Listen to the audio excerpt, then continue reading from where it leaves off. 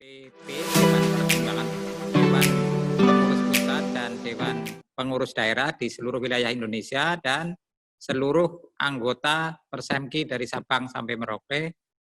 Alhamdulillah pagi ini kita bersama-sama bisa mengikuti acara hari ulang tahun kelima di acara untuk Organisasi Persatuan SMK Kesehatan Indonesia, dan alhamdulillah bisa dilaksanakan dalam keadaan sehat dan tepat pada hari di mana kita lahir, yaitu pada tanggal 9 Agustus 2015. Kebetulan hari lahirnya di Surakarta, sehingga Solo ini menjadi pusat atau sekretariat DPP Persemki. Perlu kami sampaikan laporan kepada Bapak Dirjen, hari ini peserta yang terdaftar 425, yang tersebar dari Aceh, Manado, Gorontalo, Maluku, Papua, Bali, seluruh Jawa seluruhnya, dan seterusnya, Kalimantan, sehingga semua perwakilan dari SMK Kesehatan di Indonesia hadir sebagai bagian dari tujuan mulia kita mencerdaskan kehidupan bangsa, khususnya pendidikan kesehatan. Ada 5 bidang keahlian Bapak Dirjen yang sekarang ini kita selenggarakan di SMK Kesehatan, yaitu keperawatan, farmasi, farmasi industri, analis kesehatan atau teknologi laboratorium medik, kemudian keperawatan gigi, yang itu sudah disahkan dalam Permenkes atau Peraturan Menteri Kesehatan nomor 80 tahun 2016.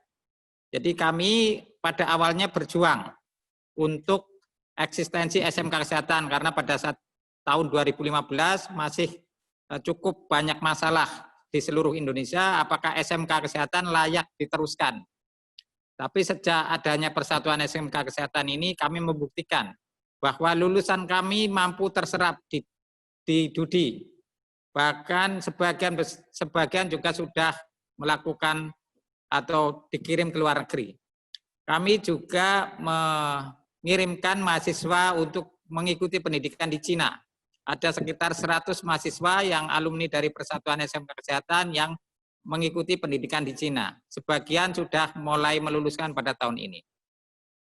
Kemudian banyak problematika di lapangan terhadap kegiatan-kegiatan SMK Kesehatan, tetapi kami mencoba terus-menerus untuk mengembangkan SMK Kesehatan sebagai mitra pemerintah.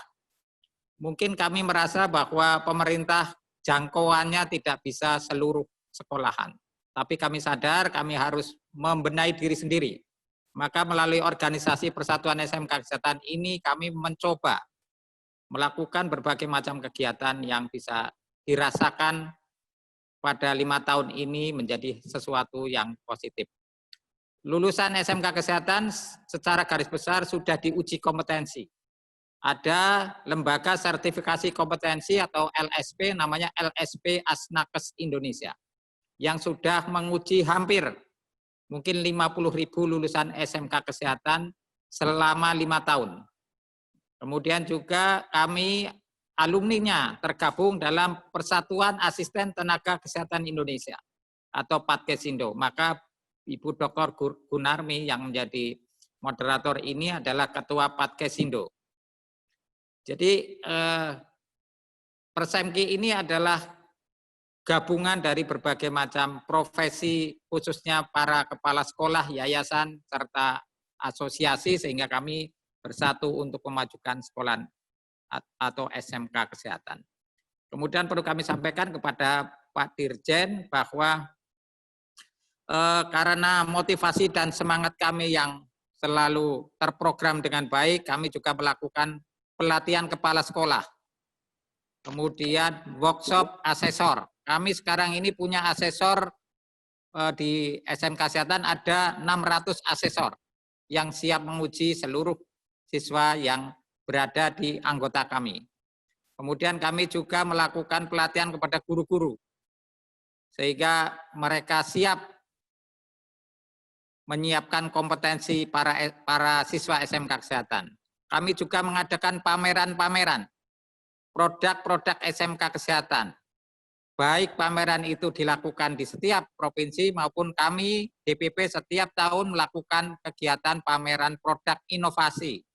Dan kebetulan sudah 4 kali pameran secara nasional dan alhamdulillah dibantu dan dibiayai oleh salah satunya sumber dananya adalah dari Direktur Pendidikan SMK.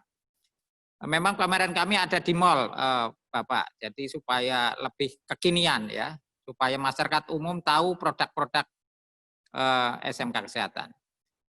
Harapan kami, kami semua mengidolakan Bapak ya, karena selama ini mungkin SMK itu stuck ya, mungkin tidak terlalu sesuai dengan harapan pemerintah untuk mengurangi pengangguran. Tapi kami juga mengajarkan kewirausahaan. Kami ada workshop kewirausahaan bagi guru-guru kewirausahaan juga. Kami latih beberapa kali dan hasilnya produk-produk ini dirasakan bahwa produk SMK Kesehatan sebenarnya layak jual.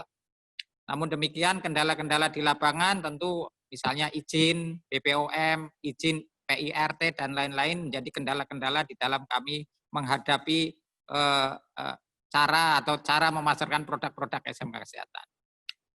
Itu yang bisa sampaikan, mungkin ada beberapa profil dari kita Pak Dirjen ya, karena kami juga mengadakan studi banding ke luar negeri. 4 kali kami mengadakan studi banding, yaitu ke Singapura, Malaysia, Thailand, ke Cina, ke Jepang juga, ke Taiwan ya. Jadi ini beberapa kegiatan yang sudah dilakukan oleh segenap pengurus dan anggota Persemki. Mungkin selingan sedikit, sekitar 5 menit kami ada profil kegiatan kami. Terima kasih Pak Dirjen atas kehadirannya. Mohon maaf mengganggu waktunya karena hari Minggu. Dan moga-moga antara kami, organisasi Persatuan SMK Kesehatan dan Pak Dirjen terjalin hubungan yang makin baik. Terima kasih. Wassalamualaikum warahmatullahi wabarakatuh. Warahmatullahi wabarakatuh.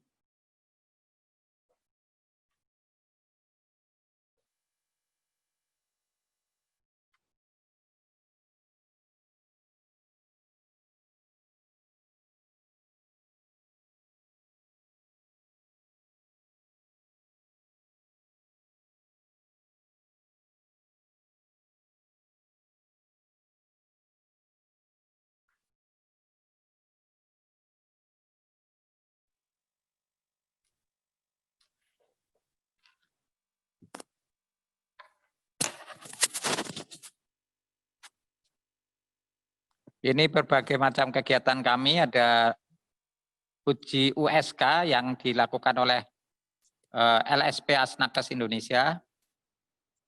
Ini ini untuk keperawatan Pak Dirjen kita uji diuji pada saat lulus pakai ujian kompetensi LSP. Kemudian ini adalah benchmarking kami pengurus dan DPP dan DPD di Cina. Ini adalah ulang tahun Persemki di Thailand ya, kami ketemu. Nah ini di Cina, Bapak, kami juga mengirimkan mahasiswa ke Cina. Ini MOU dengan Cina. Ini ada Bu Dr. Gunarmi, Bu Ati, saya juga.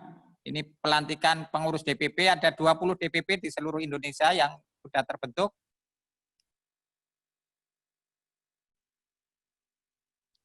Ini di Bengkulu juga kami uji, para pengurus-pengurus ini keliling Indonesia, ini pada saat ke Singapura dan Malaysia benchmarking untuk para kepala-kepala sekolah anggota Persemki.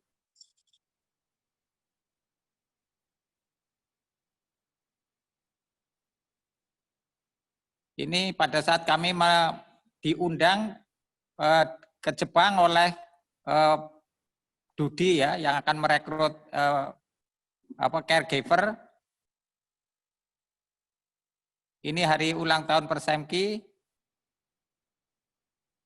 Kita pameran di mall dengan berbagai macam kegiatan pameran produk inovatif, lomba-lomba dan sebagainya tingkat nasional.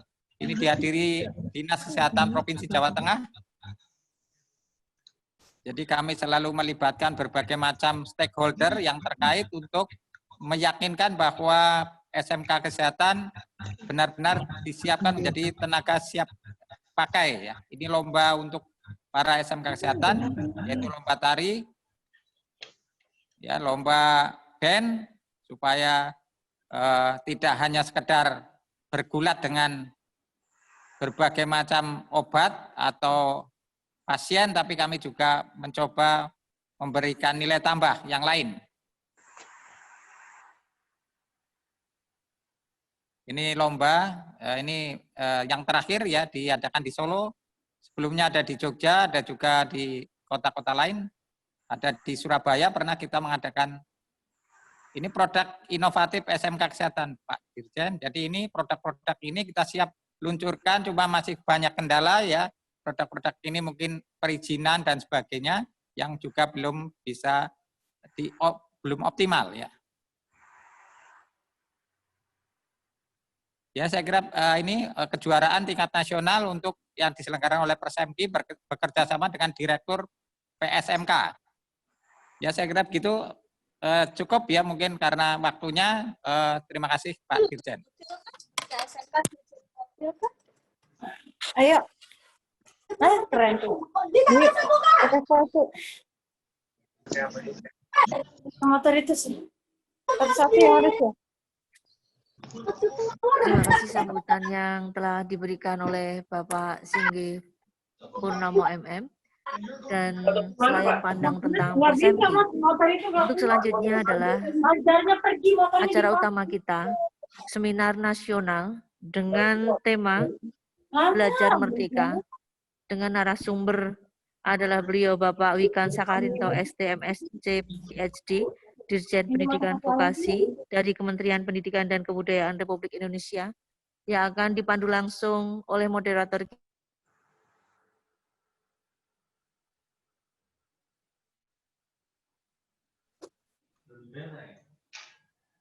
Ya. Assalamualaikum warahmatullahi wabarakatuh. Assalamualaikum warahmatullahi wabarakatuh. Yang saya hormati Bapak Wikan Sakarinto ST MSc PhD sebagai Dirjen Diksi yang pagi hari ini alhamdulillah bisa hadir bersama-sama dengan kita. Pak Dirjen, mungkin ini adalah hal yang baru. Bapak hari ini bersama-sama dengan SMK Kesehatan seluruh Indonesia. Mungkin sebagai Dirjen Vokasi Bapak ini adalah anggota juga ini vokasi yang berada di seluruh Indonesia. Mungkin tadi Bapak Ketua Persemki sudah melaporkan bahwa SMK Kesehatan se-Indonesia ini kurang lebih ada 1.200 sekian Pak Dirjen. Banyak sekali. Dan tadi jurusannya sudah dilaporkan oleh Pak Ketua bahwa kita punya 5 jurusan. Yang ini tadi Pak Dirjen juga sudah mendengarkan bahwa kita sudah melaksanakan undang-undang, yaitu uji kompetensi setelah para siswa SMK itu lulus dengan lembaga sertifikasi profesi yang namanya ASNAKES, Asisten Tenaga Kesehatan. Bapak, dengan hadirnya Bapak di sini barangkali akan memberikan pencerahan kepada kami yang kita mendukung programnya Pak Menteri, yaitu kawin massal bersama Dudi. Ya. Kami sudah kawin massalnya sudah lama Bapak, tapi kami kalau di kesehatan ini agak ada kendala. Apa itu kira-kira? Yaitu kawin massalnya ini apa ya? Bukan bayarannya ya. Kita masih bayarnya ini masih mahal Pak Dirjen kepada Dudinya. Barangkali nanti dengan programnya Pak Menteri kawin massal ini insya Allah SMK Kesehatan ini kalau nanti praktek di lapangan dengan Dudi ini mudah-mudahan tidak terlalu banyak masalah dengan keuangan sehingga apa yang kita dapatkan di SMK Kesehatan ini kompetensi, bagaimana kompetensi para anak-anak kita yang lulus dari SMK Kesehatan. Pak Wikan yang saya hormati, waktu sepenuhnya kami haturkan kepada Bapak. Hari ini mudah-mudahan kawan-kawan dari Sabang sampai Merauke, hari ini memang kita khusus narasumbernya hanya tunggal Bapak saja. Kami ingin berdiskusi panjang dan banyak supaya kami bisa membawa SMK Kesehatan ini sesuai dengan tujuan kita, yaitu siap bekerja di lapangan. Monggo dipersilakan waktunya Bapak. Mungkin kalau lebih dari 1 jam juga kami juga senang sekali kita diskusi dengan kawan-kawan. Silakan Bapak untuk memberikan materi kepada kawan-kawan di seluruh Indonesia. Monggo silakan. Terima kasih. Assalamualaikum warahmatullahi wabarakatuh. Selamat pagi. Suara saya terdengar jelas nih semua? Jelas sekali, jelas sekali. Jelas Pak, jelas. Pimpinan DPP Persemdi. Jelas Pak, jelas. Pak Singgi Purnomo, dipimpin oleh Pak Singgi Purnomo dan Ibu dan Bapak semuanya. Salam hormat, salam kenal. Semoga kita bisa menjadi keluarga selamanya. Yang kedua, nanti monggo ini kita punya diskusi aja, enggak apa-apa. Mungkin Ibu dan Bapak sudah sering melihat presentasi saya. Khawatirnya kayak nyetel kaset nanti diulang-ulang. Tapi mungkin saya ulang dikit nggak apa-apa sih. Saya ulang dikit nggak apa-apa untuk mengantarkan diskusi. Oke, baik Ibu dan Bapak. Saya menggunakan yang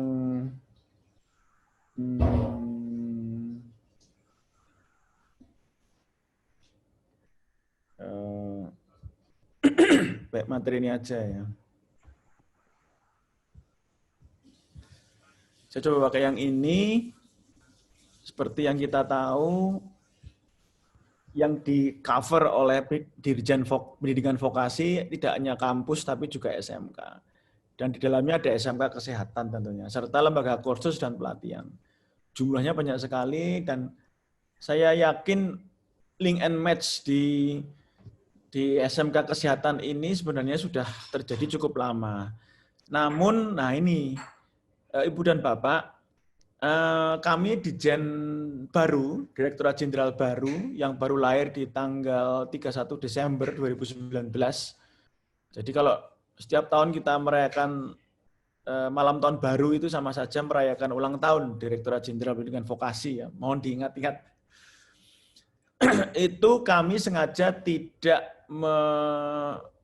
membuat kebijakan yang baru, tetapi kita fokus ke link and match. Kita fokus ke link and match. Itu, dan turunannya nanti macam-macam. Link and match. Tentunya sama-sama menguntungkan. Kalau tadi dimaknai sampai ke level menikah, ya istilahnya itu levelnya sampai menikah, tidaknya cukup MOU, masuk koran, tetapi tidak jelas, atau mungkin tidak saling menguntungkan, atau mungkin ada yang tersiksa, atau mungkin ada yang terugikan, atau mungkin nggak bahagia. Nah ini kita hindari, namanya aja link and match. Kalau salah satunya tidak bahagia, ya saya pikir ada yang salah dengan link and match atau pernikahan. Itu berarti bukan pernikahan yang bahagia. Pernikahannya harus samawa dan bahagia. Itu baru link and match. Tujuannya adalah ini, untuk menghasilkan lulusan yang kompeten atau aku bisa apa. Bukan hanya sekedar ijazah. Kalau sekedar ijazah itu artinya aku sudah belajar apa. Nah, itu tidak diinginkan oleh industri. Jadi ini output ya. Output itu adalah SDM yang unggul dan kompeten, artinya aku bisa apa. Cirinya ya ini, hard skill, soft skill, serta attitude, integritas, kejujuran itu sama-sama kuatnya. Jadi kalau kita hanya mempersiapkan hard skill, soft skill nggak kuat, misalnya lulusan kita nggak berani ngomong, nggak bisa komunikasi, nggak bisa teamwork, tidak bisa ada leadership-nya, dan presentasi juga nggak bisa, itu wajib dipertanyakan. Karena kita meluluskan anak-anak bangsa ini adalah untuk tumbuh, berkembang, mencapai kesuksesan dan kebahagiaan. Dan itu kalau hanya dengan hard skill, itu salah besar. Dan kenyataannya industri membutuhkan soft skill, kenyataannya. Saya yakin, monggo kalau kalau untuk bidang kesehatan nanti kita kontemplasi lagi. Jadi kalau kita membayangkan seperti ini ya, ini kampus vokasi, SMK dan LKP, ini industri. Industri itu sebenarnya pengen nasi pecel, tapi kita itu karena jarang link and match, kita masak sendiri. Tapi saya yakin kalau untuk kesehatan mungkin nggak terjadi. Jadi intinya, industri itu butuh nasi pecel. Apa itu? Ini hard skill, soft skill yang kuat, serta attitude dan karakter. Yaitu aku bisa apa. Kalau ternyata ini bukan nasi pecel, atau bahkan ini gado-gado, kalau gado-gado mending ya. Kalau ini nasi kecap, kan nggak jelas itu. Jadi dia terpaksa nerima atau nggak diterima. Tapi kalau terpaksa terima harus training lagi. Kalau harus training lagi kan dia capek. Nah intinya ketika magang prakerin itu sudah mencapai filosofi. Nah ini tuh sebenarnya bikin industri dan dunia kerja. Saya membayangkannya jangan industri besar aja ya, UMKM, rumah sakit, Pemda, NGO itu termasuk industri dan dunia kerja. Mereka butuh ini. Lah kalau mereka butuh ini, pasti mereka juga akan sepakat untuk mendukung dari input, proses, output, dan outcome. Karena apa? Mungkin saya pakai ini aja ya. Ini outputnya, yaitu SDM yang unggul dan kompeten. Kalau output ini nanti bekerja, maka akan menghasilkan ini daya saing. Daya saing dan produktivitas industri itu naik pesat. Naik dengan pesat. Pertumbuhan ekonomi itu akan sangat tinggi. Pertumbuhan ekonomi Indonesia. Jadi Ibu dan Bapak, di negara maju manapun, ciri-cirinya adalah pendidikan dan sistem vokasinya pasti maju. Itu sudah menjadi data yang sudah sangat umum.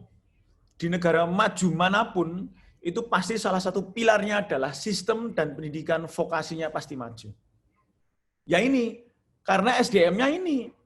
Lah kalau lulusannya nggak kompeten, nggak unggul, nggak mungkin terjadi ini, pasti. Sehingga apa? Nanti lulusan vokasi makin bahagia karena dihargai karir dan income-nya.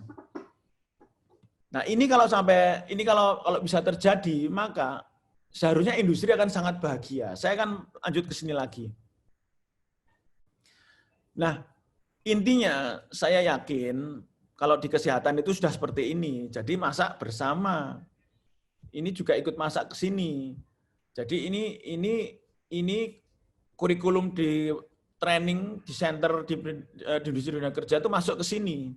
Nah, itu sudah wajib. Nah, sekarang saya mau fokus ke sini, nanti kita coba masuk ke beberapa permasalahan. 1, kurikulum dibikin bersama. Sepakat ya? Kurikulum itu dibikin bersama dan disetujui bersama. Jangan sampai cuma dibikin bersama tapi tidak dua-duanya setuju. Dan kurikulum itu harus menjawab kompetensi masa kini dan kompetensi masa depan. Karena anak-anak kita akan hidup hingga masa depan.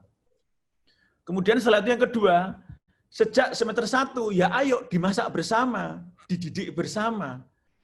Sejak semester 1 industri atau dunia kerja itu sudah tahu, oh mana yang nanti kamu magang atau prakerin di tempatku aja ya. Karena apa? Harusnya industri itu merasa diuntungkan kalau sudah resepnya itu cocok, sama-sama nasi pecel loh, diajar bersama, prakerin atau magang itu seharusnya menjadi kepentingan industri. Jadi bagi saya itu aneh sangat dipertanyakan kalau anak-anak kita prakerin magang kok malah bayar. Ini saya mau nangis terus dalam hati. Bagi saya itu aneh. Long kita itu nyiapin lulusan untuk mereka, kita nyiapin masakan untuk mereka nanti menikmati lulusan kita, dan kita sudah terbuka, ayo kurikulum dibikin bersama, diajar bersama. Lah kok malah prakerin kalau sampai masih ada yang bayar loh ya. Itu bagi saya aneh sangat dipertanyakan. Itu kalau masuk koran malu itu. Industri yang minta bayaran sama siswa prakerin ya. Jadi sangat memalukan lah bagi saya. Aneh bagi saya aneh ya. Kalaupun ada biaya yang timbul dari pelaksanaan prakerin, ya ayo dibicarakan bersama sejak awal. Misalnya mereka harus menyediakan apa, nyediain apa. Lawang prakerin itu justru menguntungkan industri dan dunia kerja kok. Mereka mendapatkan tenaga kerja yang terampil, tetapi gajinya tidak full karena masih dianggap magang atau prakerin. Dan mereka akan melakukan pekerjaan yang sesuai yang mereka butuhkan. Mereka akan membantu betul. Kecuali kok di sana itu prakerin merecokin. Nah ini jadi pertanyaan. Kalau bagi mereka, prakerin itu dianggap ngerecokin, merepotkan, terus minta bayaran, berarti ini nggak dilakukan. Ini nggak dilakukan. Bagi saya aneh. Sangat aneh. Artinya apa? Mereka butuh nggak nasi pecel itu? Lah, kalau mereka menganggap itu tuh ngerecokin terus minta bayaran, ya saya nggak tahu ya, nanti tolong dikonfrontasi, mari kita diskusi. Berarti apakah mereka tuh butuh nasi pecel kita? Apakah kita harus masak buat mereka? Ini yang paling mendasar, Ibu dan Bapak. Karena outputnya adalah manusia, Ibu dan Bapak. Ini anak-anak bangsa. Ini anak-anak bangsa yang harus sukses dan bahagia. Rohnya pendidikan adalah mengantarkan mereka menjadi orang sukses dan bahagia. Dan sesuai kebutuhan. Nah kalau mereka nggak butuh, ya aneh. Tapi kalau mereka butuh, malah minta bayaran, itu lebih aneh. Terus yang keempat, link and match. Paket link and match yang keempat adalah, ayo disertifikasi bersama. Atau dicap bersama. Jadi makanannya itu dicap bersama. Yang kelima ya monggo, direkrut. Wajib? Enggak wajib. Tapi pasti mereka butuh, mereka pasti rebutan. Itu sudah saya buktikan. Dunia kerja itu butuh SDM agar survive. Dan itulah engine motor mereka, SDM yang unggul dan kompeten. Apa itu? Hard skill, soft skill imbang.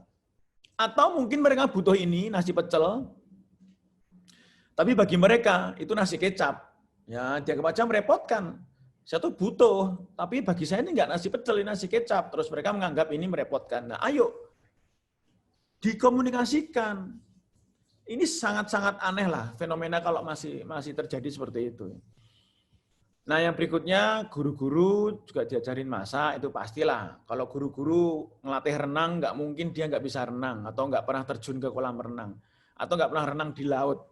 Aneh bagi kita ngajarin renang, tapi kita nggak pernah berenang. Kemudian beasiswa, donasi dari industri tergantung sikonnya. Kalau mereka cocok silakan, kalau mereka nggak cocok ya jangan dipaksa. Nanti dikira matre kita. Baru kenalan minta dibiayai. Yang ke-8 ini riset teaching industry tadi betul, topik berasal dari kasus nyata di industri. Itu menjadi kebijakan kita untuk 5 tahun ke depan ini untuk bagaimana link and match itu dilakukan. Saya sedikit menggambarkan untuk yang prospek karir lulusan SMK Kesehatan, saya coba telusuri karena ini kan kita mau bicara ya untuk kesehatan. Jadi memang kesehatan ini itu tidak sama ya. Bidang kesehatan ini nggak sama ya. Vokasi kesehatan nggak sama dengan manufacture, teknik mesin, teknik elektro, animasi dan sebagainya. Karena ini ada Permenkes juga. Ada aturan-aturan yang lebih ada rigiditas ya, ada kerigidan, ada sesuatu yang rigid yang mohon maaf,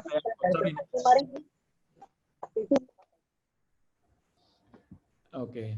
Baik, mohon izin saya lanjutkan. Baik, ini yang coba saya perlu sampaikan. Saya harus kembali ke sini ya, kalau kita bicara tentang SMK Kesehatan, saya harus kembali ke sini. Ini sama kok. Ini sama ini itu sama, serta ini. Mungkin nggak akan kemana-mana saya akan menyampaikan. Nah, untuk aspek kesehatan, pastilah manusia itu butuh sehat. Sampai kapanpun, bidang kesehatan itu akan terus berkembang. Itu pasti. Itu pasti. Namun di dalamnya kan job profile-nya atau profesi pekerjaannya itu memang benar-benar nasi pecel yang diinginkan oleh industri dan dunia kerja. Intinya itu, mereka butuh, kita masakin. Kalau di satu daerah nggak ada yang suka pecel, ya jangan masak pecel. Iya, Bu. Maaf, ini ada yang bocor lagi. Intinya gitu. Kalau di sebuah daerah, semuanya pembenci nasi pecel, ya kita jangan masak nasi pecel. Nggak mungkin kita paksa masak pecel, sementara orang di situ membenci atau mungkin mengharamkan pecel ya.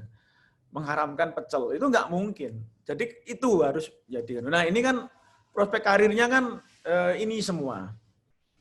Kemudian kalau mau kuliah lanjut, ini ada beberapa jurusan kuliah yang relevan ya. Artinya memungkinkan untuk kuliah lanjut.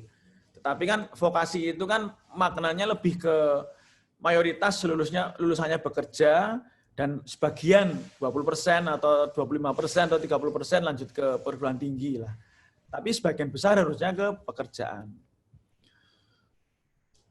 Saya dapat data lulusannya cukup banyak ini, 70.000 lulusan, cukup besar ya, ini cukup besar. Dan ternyata 90% alumni sudah terserap dunia kerja. Nah, berarti kan memang mestinya kalau lihat fakta ini 100% nggak ada yang nganggur ini. Saya nggak tahu dapat dari mana ini asisten saya.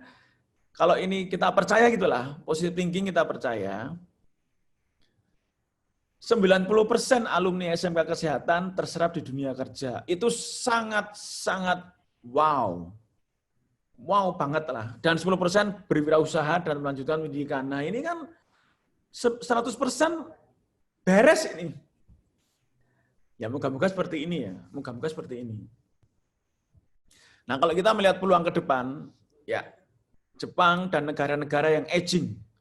Negara-negara yang menua. Jepang, Taiwan, dan sebagainya. Korea. Negara-negara yang menua. Itu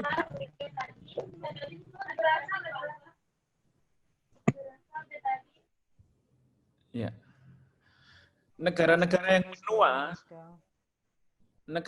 menua itu ciri khasnya mereka pasti akan mengoper profil-profil pekerjaan yang mereka menganggap cukup berat mereka pilih. Jepang, ya saya di Jepang 3,5 tahun. Saya S3 di Jepang. Jadi saya ketemu dengan banyak kenshusei, dengan banyak perawat-perawat di sana. Dan saya melihat dengan mata kepala sendiri, anak-anak muda di Jepang itu tuh malas menikah. Kalau kawin enggak tahu ya, saya enggak tahu mereka kawin atau enggak, tapi yang jelas mereka malas menikah. Apalagi punya anak. Jadi mereka itu menurun, mereka makin menua. Dan makin sehat. Orang Jepang itu sulit meninggal kayaknya. Karena saking sehat dan saking bersihnya, mereka setiap hari jalan kaki dan sebagainya. Tapi kalau sudah 80-85 tahun ke atas, mereka itu membutuhkan bantuan perawat-perawat lansia. Dan itu pekerjaan yang sangat baik. Nah, ini merupakan peluang yang sangat luar biasa dan saya sampaikan ke Ibu dan Bapak semuanya. Mas Menteri, jadi kalau saya manggil itu Mas Menteri, Ibu dan Bapak, kalau manggil Pak disuruh ngulang. Harus Mas gitu. Mas Menteri. Kalau memanggil saya juga Mas Wikan. Jadi kayak humas ya. Hubungan mas-mas gitu. Mas Menteri menyampaikan ini peluang untuk SMK Kesehatan. Ini peluang untuk, karena gajinya besar sekali. Tapi ya itu, kembali lagi ke soft skill. Soft skill itu adalah kemampuan untuk survive, mampu berkomunikasi, itu jauh lebih penting. Ya hard skill juga penting sih. Nanti kalau saya bilang hard skill nggak penting kan aneh, vokasi kok hard skillnya nggak penting. Misalnya vokasi bahasa Korea atau vokasi bahasa Inggris. Bagi saya, kalau anak vokasi TOEFL-nya 600 tapi nggak bisa ngomong, ya udah itu bukan vokasi. Bahasa Inggrisnya bagus tapi kalau ngomong gemurobios, nggak berani ngomong, presentasi juga nggak bisa survive dengan kemampuan bahasa Inggrisnya, buat apa? Buat apa? Itu mendingan jadi vokasi dalam mimpi saja kalau bahasa Inggrisnya 600 tapi nggak bisa memanfaatkan tools bahasa Inggris itu. Nah itu kurikulum sudah menjamin itu atau belum? Tapi kalau saya ngelihat datanya seperti ini kok 90% terserap kerja itu luar biasa ya. Sangat luar biasa ini. Mestinya sangat luar biasa. Tetapi ya itu kembali ke monggo nanti kita diskusi aja, mana yang perlu kita diskusikan, apa yang perlu kita tingkatkan. Mungkin itu untuk mengawali diskusi. Nanti saya akan tunjukkan beberapa slide yang lain kalau nanti pertanyaannya ada relevansinya dengan slide-slide itu. Karena kalau ini kan SMK Fast Track ya, saya nggak tahu kalau di kesehatan SMK Fast Track D2 itu relevan tidak. Ini bukan SMK-nya dipanjangin, tetapi SMK-nya digabung dengan pendidikan tinggi. SMK tetap 3 tahun, tetapi dikonekkan dengan pendidikan tinggi. Atau ini, atau beberapa yang lain lah, ini juga ada. Kalau ini saya pikir perguruan tinggi ya. Baik itu Ibu dan Bapak untuk mengawali diskusi. Semoga nanti pertanyaannya berat-berat, tapi meskipun saya bingung jawabnya, tapi insya Allah bisa menjawab lah, karena Ibu dan Bapak yang saya hormati, setiap saya membuat slide tadi, itu saya bikin dengan kecintaan. Alhamdulillah. Seluruh slide itu saya rancang dengan kecintaan. Jadi saya menuangkan kecintaan saya pada SMK, vokasi itu di dalam slide itu dan menjadi kebijakan. Kami sedang mengebut 20 kebijakan dari level undang-undang, PP, Permendikbud, hingga peraturan Dirjen. Dalam tahun ini kita kebut itu kopior, Bu, kepala Bu. Tiap malam bicara RPL, mimpi ya, sampai mimpi RPL, mimpi memes, mimpi kurikulum, mimpi, wah macam-macam, sampai ke bawah mimpi lah, ibaratnya. Jadi itu merupakan platform pernikahan massal, Mak Comblang. Platform Mak Comblang itu kebijakan yang kita bikin.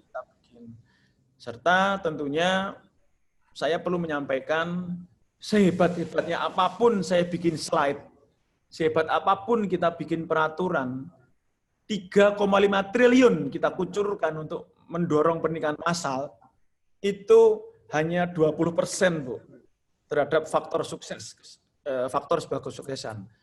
80% itu lebih karena manusianya, yaitu kita. Mindset-nya berubah.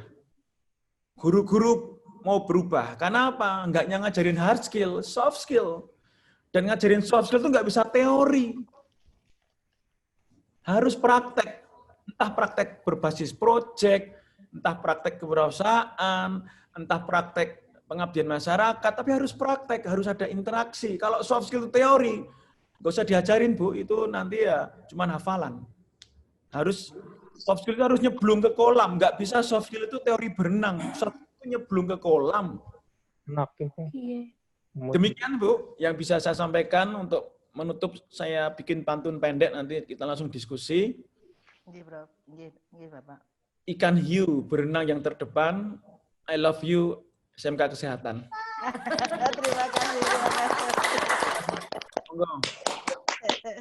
Terima kasih Pak Dirjen.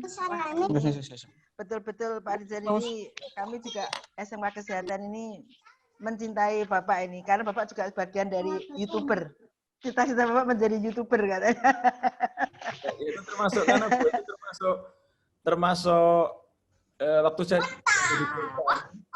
kalau saya cuma ngajarin anak-anak itu seminggu sekali atau seminggu 2 kali, kan saya cuma ketemu dengan mereka 30 anak dan cuma 2 jam atau 3 jam per minggu. Betul, Bapak. Tapi saya pengen ngajarin ribuan anak di kehidupan mereka. Di mana? Di medsos. Betul. Nah, ini salah satu saya soft skill itu seperti ini. Saya menggunakan frekuensi mereka, tapi saya berikan konten materi pembelajaran dari saya. Ya. Salah Terima satu kasih, harus berubah. Ya. Terima kasih, Bapak. Makanya kami Pak Dirjen ini salah satu YouTuber kami. untuk tentu saja ini adalah bagaimana para lulusan SMK Kesehatan ini bisa kompeten. Insya Allah di bawah naungan Bapak sebagai Dirjen Vokasi, kami sangat mengharapkan sekali bahwa kedepannya. Tadi Bapak, insya Allah 90% tadi insya Allah betul Bapak. Betul, makanya kami sedih kalau misalkan ada berita waktu itu SMK penyumbang pengangguran 21%.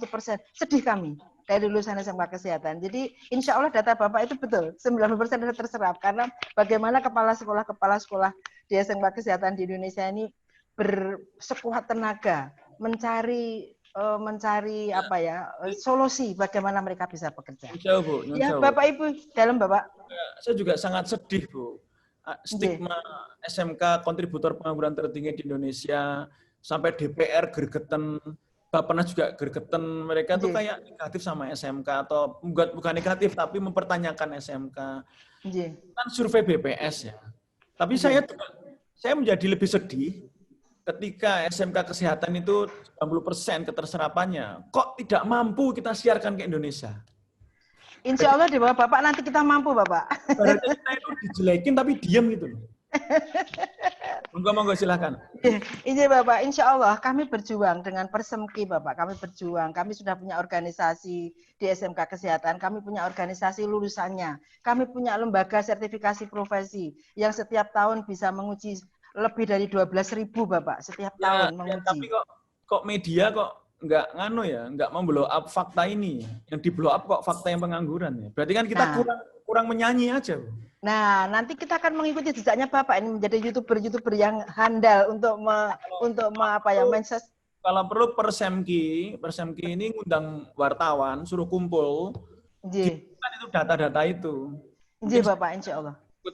Menjadi pidato pembukanya saja. Itu wartawan. Siap, Bapak. Kan mesti mau itu kumpul. Nah, Siap Bapak, siap. Yang valid, faktual, dan bermartabat, sampaikan ke mereka. Kita nggak perlu menandingi penandingannya BPS, nggak perlu. Nanti nggak sinyalnya keluar nih. Monggo dilanjut. Langsung. Siap Bapak, iya siap. Bapak Ibu dipersilahkan, sudah dipersilahkan diskusi oleh Pak Dirjen bahwa kita hari ini insya Allah mudah-mudahan Bapak tidak hanya sampai 10:30, barangkali lebih panjang lagi, karena ini pertama Bapak ketemu dengan para kepala sekolah, para guru SMK Kesehatan se-Indonesia. Silakan yang mau bertanya. Saya dulu, Bu Gun. Ya, Bapak untuk kesempatan pertama, silakan Pak Ketua Persemki, Bapak Singgih, silakan Bapak. Oke, terima kasih Pak Dirjen.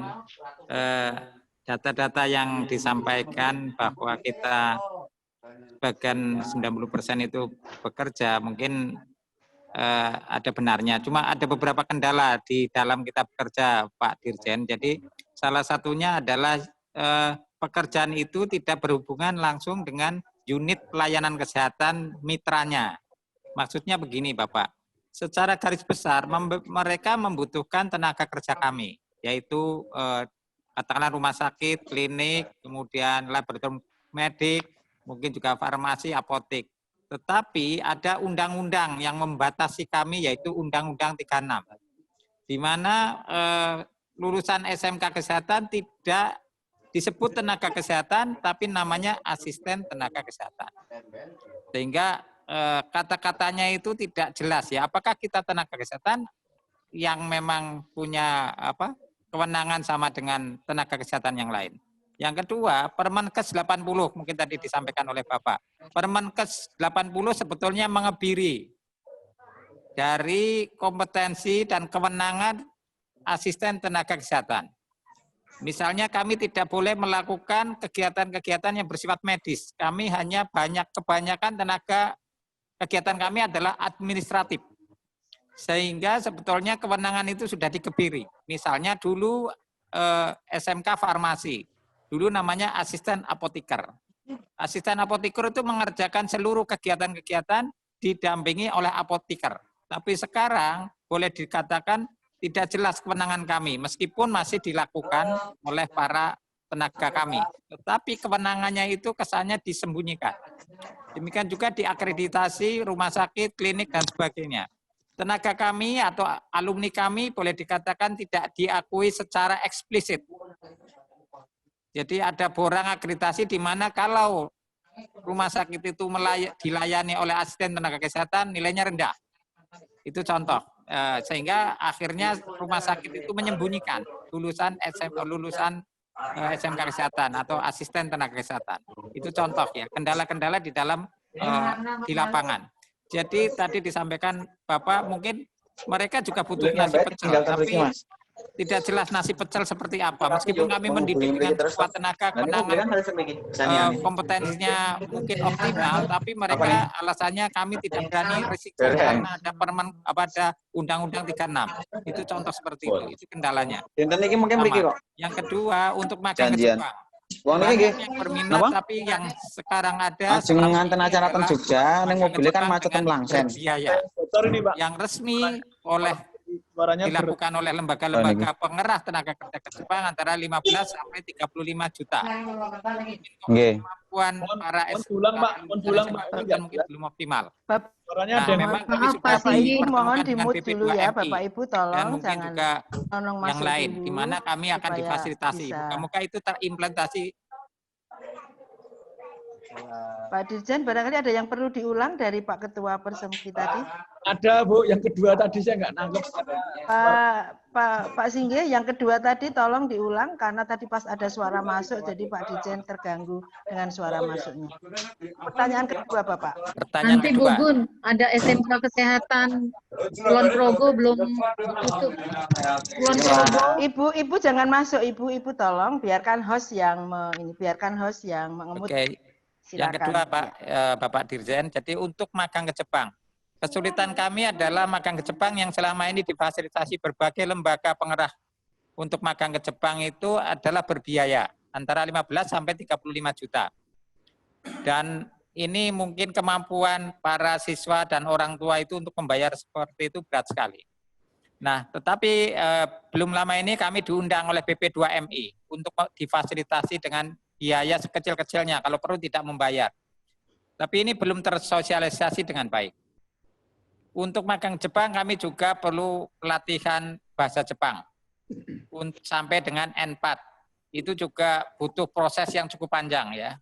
Itu mungkin juga nanti ke depan kurikulum kita SMK Kesehatan ini mungkin akan ditambahi bahasa Jepang supaya begitu lulus langsung bisa terkirim dan bisa diuji kompetensinya sampai dengan N4. Itu bahasa gampangnya begitu.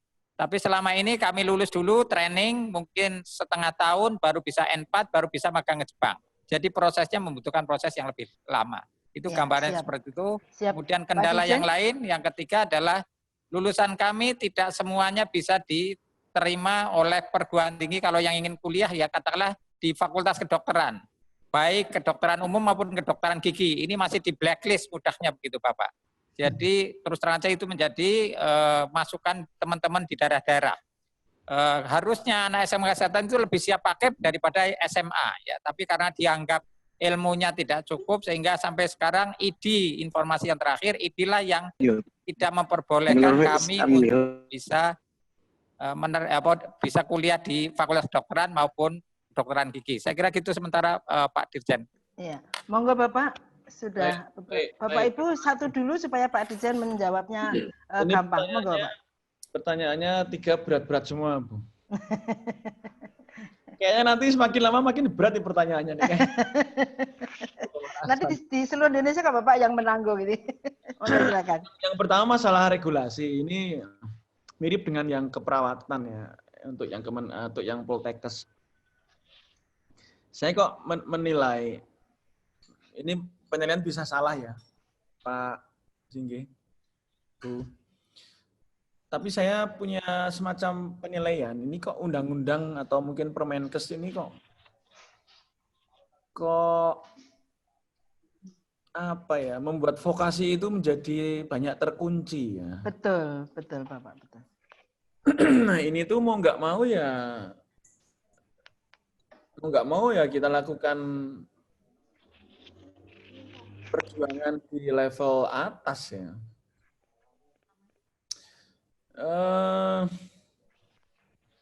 Dan kita tahu yang di atas itu ya memang bukan orang vokasi kesehatan.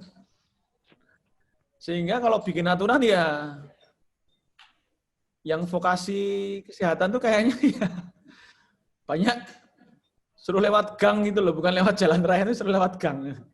Kasihan Bapak. Ini kayaknya perlu ada koordinasi khusus ya. Nanti vokasi kesehatan ini harus ada kajian khusus. Kita harus bikin kajian khusus. Nanti tidak hanya SMK Kesehatan, tapi juga perguruan tinggi kesehatan itu ada kajian khusus yang kita sampaikan ke stakeholder di Kemenkes. Jadi kita menggunakan modus bersatu dulu saja, Bu. Kita kumpulkan itu, nanti kita bikin workshop besar, ada Kemenkes, tapi sudah dibikin kajiannya, cuman itu kayak mengumpulkan ini loh, kesulitan-kesulitan kita, serta potensi anak-anak kita itu. Tapi gini, mereka tuh butuh enggak gitu loh dengan lulusan asisten kesehatan. Jangan-jangan mereka enggak butuh. Kalau mereka sampai bilang enggak butuh, berabe lagi kita. Artinya gini,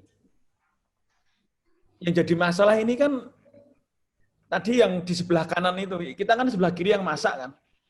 Yang sebelah kanan itu tuh bukan orang kita gitu loh jadi masalah. Ini agak butuh benar perjuangan di level atas. Saya akan melakukannya ya, pasti saya akan lakukan karena ini kewajiban bagi saya untuk memperjuangkan di level atas. Kita nanti dikoordinasi dengan Kemenkes itu. Saya harus menyampaikan, tapi saya mohon naskah akademiknya lah, atau kajian-kajiannya 1 halaman atau 2 halaman yang bisa disampaikan kepada para pemangku kepentingan dan kebijakan di atas sana. Karena saya bukan orang kesehatan dan saya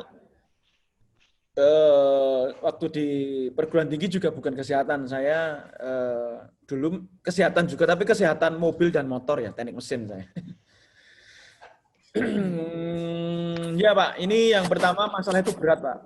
Itu harus kalau bisa nanti komprehensif kajiannya dengan perguruan tinggi kesehatan. Ini kok undang-undang permen ini kok saya nilai kok kayaknya kok banyak mengunci ya. Yang kedua tadi masalah ke Jepang yang kedua ya. Ini bisa juga menjadi peluang. Memang tidak mudah. Tapi kalau ini sukses, ini akan menjadi bom besar untuk menyadarkan orang Indonesia bahwa kita mengirim tenaga kerja Indonesia yang bermartabat dan skillful dan kompeten. Cuman nggak mudah. Karena untuk dikirim ke Jepang itu persiapannya juga nggak main-main. Nggak main-main. Cenderung ke soft skill dan bahasa. Nah, tadi sudah ada peluang kan penyediaan memulai tidak terlalu mahal. Itu memang yang mahal mungkin ya pada proses pengiriman atau pelatihan bahasa. Nah mungkin gini aja, mohon diusulkan ke kami, biar tahun depan nanti kami akan rancang sebuah skema pembiayaan atau mungkin skema dukungan lebih ke dukungan, insentif dukungan dari Kementerian Pendidikan dan Kebudayaan, khususnya Direktorat Jenderal Vokasi, untuk SMK-SMK yang fokus ingin mempersiapkan caregiver ke Jepang.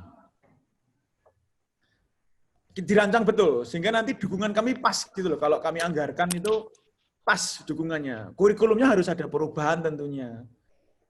Guru-gurunya juga mungkin harus dilatih, atau mungkin nambah guru yang namanya Nakata atau Yoshinoya atau ngajarlah di sana. Atau Takeuchi atau Hiromi lah. Yoichi gitu. Ya. Atau siji-siji. Monggo, nanti dirancang. Ini di sini ada perwakilan Direktorat SMK Nyon Sewu. Saya coba cek Direktorat SMK Diksi masuk di sini kok. Wonten Bapak. Oke. Sebentar. Kayaknya ada kok tadi. Ya siapapun lah. Nanti tolong betul-betul kalau perlu kita adakan workshop khusus dengan Direktorat SMK. Mohon kita diberi masukan kalau tahun depan kita ingin menganggarkan satu dukungan untuk SMK Kesehatan se-Indonesia yang kerengket, ya, kerengket itu bahasa Indonesia apa ya? Niat. niat. Kan masalahnya kan perjuangan yang undang-undang Permenkes itu kan agak berat itu, agak lama. Paralel kita juga lakukan perjuangan yang ini, yang tidak tergantung dengan yang ini, yaitu yang pengiriman ke Jepang, Korea, Hong Kong itu. Yang ini tetap kita lakukan. Nah itu yang kedua, pokoknya nanti intinya ini menjadi concern Mas Menteri. Udah ini saya bocorin ya, Mas Menteri Mas Menteri is very much concerned dengan pengiriman tenaga kerja yang ahli ke Jepang, Korea, Hong Kong. Berarti kan bahasanya kan Ohayo gozaimasu, terus ni hao ma, serta annyeonghaseyo. Wandamida. Kamsahamnida. Oke ya, nanti itu kita rancang. Terus yang ketiga apa tadi Pak Singgihnya jauh? Yang ketiga adalah yang KARS tadi Bapak. Jadi SMK Kesehatan itu hanya diambil tenaganya. Pada saat akreditasi, asisten tenaga kesehatan itu tidak masuk di dalam borang akreditasi Bapak. Sehingga seperti tersingkir gitu. Rasanya kok nggak enak, hanya tenaganya saja yang diambil begitu Bapak. Ya. Jadi yang ketiga ini mirip yang pertama sebenarnya. Memang kayaknya aduh ini harus ada satu, kalau enggak nanti never ending story dan menciptakan ketidakbahagiaan pada lulusan kita. Betul Ya, sekali. Itu kan bahaya itu. Betul sekali. Baik Pak, itu coba Pak nanti disurati khusus saja Pak. Nanti kita akan tembuskan ke stakeholder, tapi atas nama saya yang nembusin nanti kajian-kajiannya itu. Moga-moga menjadi lebih terbelalak lah. Terus Siap, tadi siap. saya kejar dengan ini apa solusinya? Mohon solusi gitu. Iya, itu tidak hanya di rumah sakit Bapak, di tatanan institusi kesehatan lain, di rumah sakit, di puskesmas, kami itu tenaganya banyak dipakai, tetapi di borang KARS itu tidak ada namanya asisten tenaga kesehatan, Bapak. Ya, monggo lah itu nanti mau diberikan kajian sehingga saya menyuratinya itu udah langsung to the point gitu loh ke Siap. kami concern pada lulusan vokasi, maka kami sangat ingin memohon solusi atau mungkin kita pengen ketemu dengan mereka lah, beraudiensi dengan mereka. Dan ini Siap. apa sih yang menjadi concern ini kan kita sama-sama mendidik anak-anak bangsa. Mereka sama-sama harus disetarakan hak dan masa depannya. Alhamdulillah siap. Berikutnya yang kedokteran, Pak. Yang meneruskan perkuliahan Bapak. Kami ini agak disingkirkan juga ini yang meneruskan ke kedokteran ini. Kadang-kadang ada yang mendaftar saja tidak diperbolehkan gitu Bapak. Itu mirip itu sama yang pertama. Tapi levelnya di perguruan tinggi itu. Iya. Aduh, ya baik nanti kami surati aja deh. Udah kita pesurati aja. Solusinya apa itu ke seluruh kampus-kampus termasuk UGM mungkin ya. UGM juga enggak belum bisa terima Bapak. Padahal kalau logikanya kita dari kesehatan misalkan dari keperawatan kan lebih mengenal dulu apa itu tentang kesehatan. Gini. Berarti kan pendaftarannya itu kan ada dua macam kan. Yang tanpa tes sama yang tes. Iya. Pasti tanpa tes nggak boleh, pasti. Kan ini yang kita perjuangkan. Dan yang tanpa tes kan pasti kita perjuangkan. Daftar nggak boleh. Kalau yang dengan tes, mestinya kan boleh. Tapi ini harus nggak boleh, Pak. Ini nggak boleh. Tapi tesnya nggak boleh, Bapak. Nggak boleh, Bapak. Ikut SBMPTN? Tidak boleh. Tidak boleh. Oh ya? Sama tes mandiri juga nggak boleh? Tidak boleh. Ini yang aneh. Tadi Bapak ngendiko tadi, aneh bin apa? Binnya ajaib atau bin apa? Lah, wah ini emang ya nambahi kepala pusingnya Bapak. Ya. Itu mohon dibuat kajiannya, nanti saya suratin ke kampus-kampus Indonesia aja itu. Mungkin saya kirim ke Dikti dulu nanti. Saya akan ke Dikti untuk untuk dikomunikasikan. Ngaten. Kayaknya PR ini bukan harus belajar, tapi PR ini kita kerjakan bersama. Iya. Terima kasih Pak Singgih sudah terjawab semua dari 4 pertanyaan. Ya, kesempatan cukup, kesempatan yang lain silakan raise hand-nya yang untuk pertanyaan berikutnya. Monggo persilakan. Siapa lagi? Langsung masuk. Yang mengangkat tangan baru pertama, silakan. Ya, Pak David, silakan Pak David. Mohon di mute-nya dibuka Bapak. Pak David, silakan. Manado Mbak, Manado. Ya, David. Ya, silakan Pak David, silakan. Dari Manado. Untuk Mas Dirjen, Manado, David Legi. Oh ya. Manado. Ya, mari. Khusus untuk biaya PKL. Usul konkret, kalau boleh khusus untuk SMK Kesehatan, ada alokasi dana khusus di luar dana BOS untuk biaya PKL. Atau itu jalan pertama, atau kalau bisa nego dengan Kementerian Kesehatan, tapi juga ada sakit yang swasta kan. Jadi agar mereka juga membantu kita lah. Tapi kalau misalnya dengan Kementerian, agar ada dana alokasi khusus di luar dana BOS untuk SMK Kesehatan yang dikhususkan untuk PKL. Terima kasih Mas Menteri, Mas Dirjen, maaf. Ya, makasih. Ya, silakan Pak Dirjen. PKL-nya kalau di Manado berapa Bapak per orang biasanya membayar kalau di rumah sakit? Kalau kita 3 bulan itu sekitaran 750.000 per anak. Per orang, per anak, Bapak Ya, Dirjen. per anak 1 bulan 250. Ya. Itu pun kita masih dengan dana BOS walaupun memang tidak seberapa. Ya, terima kasih Pak David. Bapak Dirjen silakan, ini memang masalah besar bagi kami. Ya. Bahwa kita semester berapa ya, Bu? Mulai semester 2, Bapak. Oh, berapa total berapa bulan ya? Kami beberapa kali parkletnya tidak hanya di rumah sakit saja Bapak, ada yang di puskesmas. Pak David bisa diteruskan pengalaman di Manado? Silakan. Ya, halo ya. Jadi kalau di puskesmas memang ada biaya tapi tidak sebesar kalau di rumah sakit. Itu alasan mereka karena anak-anak kita kalau praktek harus menggunakan bahan-bahan yang disiapkan oleh rumah sakit dan itu harus dibayar. Ya.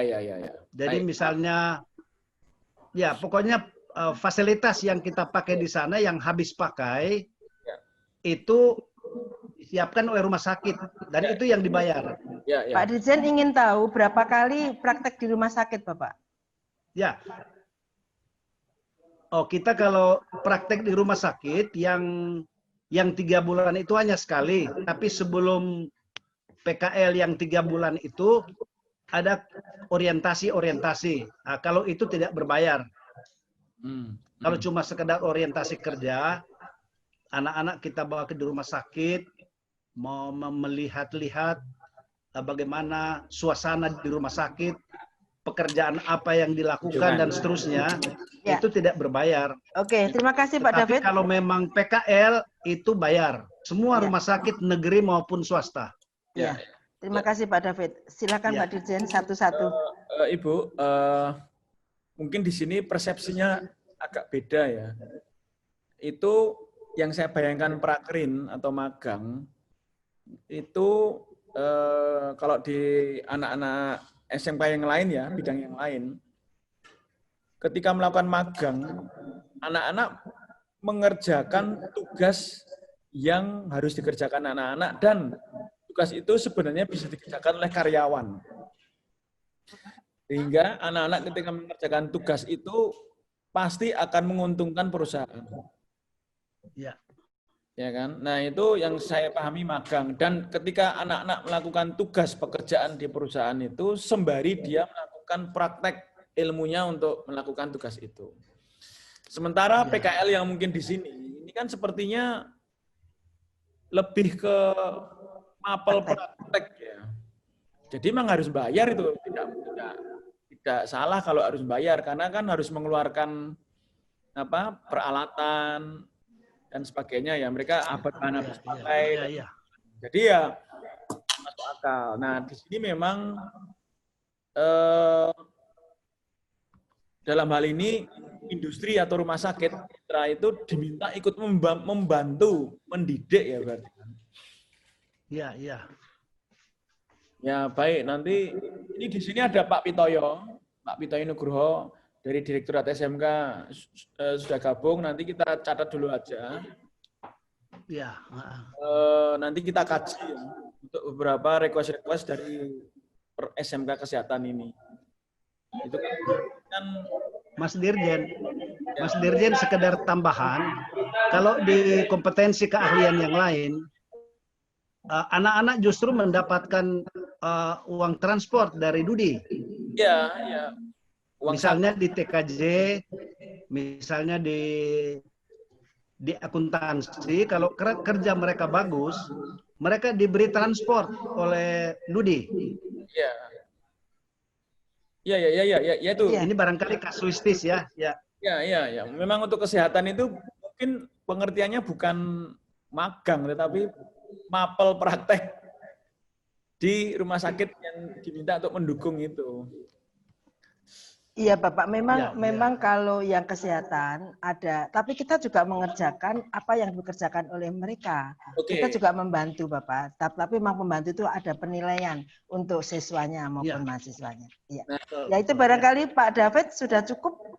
Pak Dirjen nanti Pak Dirjen nanti akan berkoordinasi barangkali bagaimana minimal kita diringankan untuk pembayarannya mungkin ya Bapak ya. Untuk tambahan sedikit, kalaupun mereka itu mengeluarkan bahan habis pakai, itu kan bisa dianggap pengeluaran pendidikan. Tetapi ketika anak-anak itu melakukan pekerjaan yang menguntungkan rumah sakit, ya mestinya rumah sakit ya mau dong memberi uang makan atau apa gitu.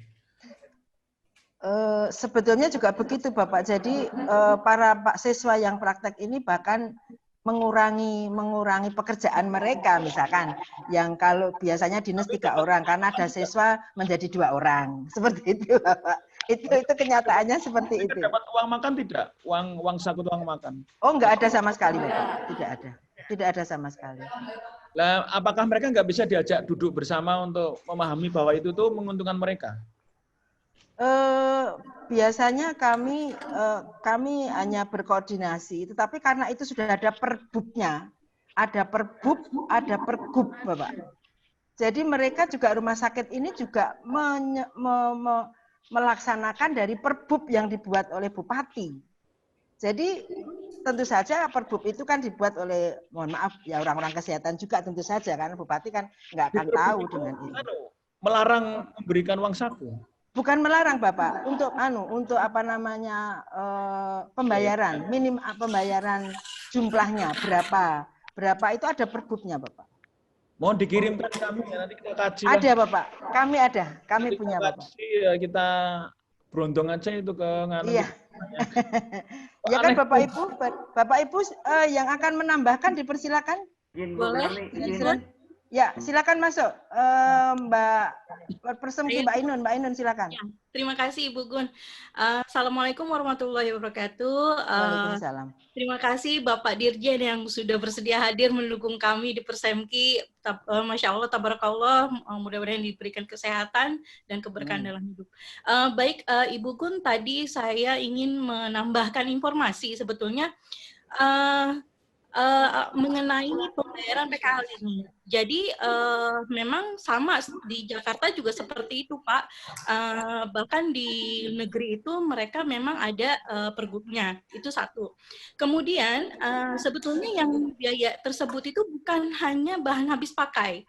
Jadi ini contoh salah satu bahan habis pakai itu sudah disediakan oleh sekolah, tetapi mereka meminta untuk di MOU-nya itu atau di surat balasan untuk PKL itu mengizinkan adalah biaya lahan. Nah, biaya lahan ini kami sudah menanyakan. Biaya lahan itu maksudnya apa? Yaitu karena memakai pasien. Seperti itu. Jadi mohon nanti ini dijelaskan lagi. Kemudian saya ingin menyampaikan Memakai pasien itu maksudnya praktek dengan pasien. ya, untuk praktik gitu. Padahal kami sudah melakukan penyelarasan kurikulum bersama Dudi, sudah ada tanda tangan bersama Dudi di penyelarasan kurikulumnya. Kemudian ada training juga di sekolah dari rumah sakit memberikan pembekalan atau penjelasan mengenai apa yang akan dilakukan di ruang rawat dan di rumah sakit tersebut. Itu. Kemudian ini saya menyampaikan Bu mengenai kegiatan waktu itu juga pernah kami mengadakan kegiatan sosialisasi tax deduction, yaitu adanya pengurangan pajak ya bagi Dudi yang bermitra dengan SMK.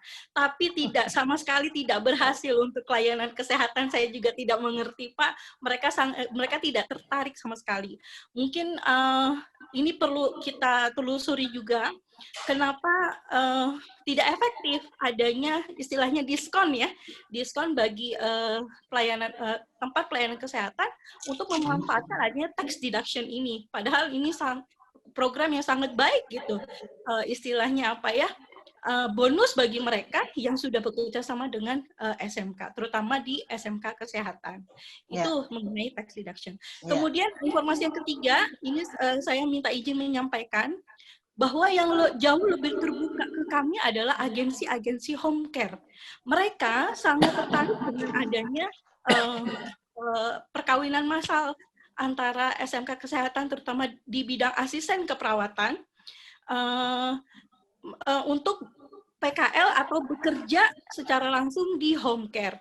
Nah, ini bahkan mereka sangat bersedia untuk memberikan transport sebagai ganti dari pelayanan yang diberikan diberikan oleh anak-anak kami selama praktek. Memang mereka masih intensif, tetapi mereka uang kipamat. Ya, cukup Bu Ainun penjelasannya. Terima kasih banyak Ibu. Itu saja. Itu barangkali Pak Dirjen tambahan penjelasan lebih jelas lagi. Jadi tidak hanya habis pakai, tetapi memang lahan juga harus membayar karena kita pakai pasiennya di rumah sakit.